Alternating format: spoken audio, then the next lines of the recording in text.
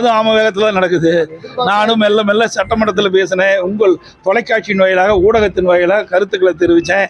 அப்பப்போ குரல் கொடுக்கும்போது ஒரு 4 ஏரி நிரப்புறேன்.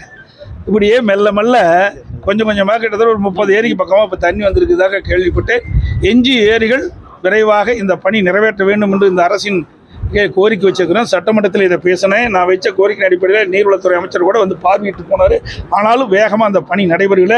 தேவையான நிதி ஒதுக்கீடு செய்யல, தேவையான நில எடுப்பு பணி செய்யாத காரணத்தினால கொஞ்சம் தான் நில எடுப்பு பணி இருக்குது. ஒரு 10% தான் இருக்குது. அதை நிறைவேற்றப்பட்டிருந்தால் இந்த 100 ஏரிகளும் நிரப்பப்பட்டிருக்கலாம், வறண்ட ஏரிகளுக்கு.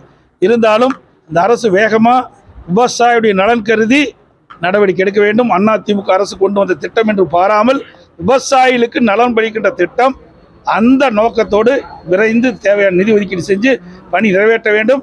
அப்படி நிறைவேற்றப்பட்டால் மீண்டும் அம்மாவுடைய அரசு வந்து அந்த திட்டத்தை நிறைவேற்றி விவசாயிகள் மகிழ்ச்சி அடைகின்ற அளவுக்கு நாங்கள் இந்த திட்டத்தை ஏரி குளங்கள் நிரப்பி வேளாண் பணி சிறக்க எங்களுடைய அரசு நடவடிக்கை எடுக்கும். அடுத்த வருகின்ற தேர்தலில் வெற்றி பெறுவோம்.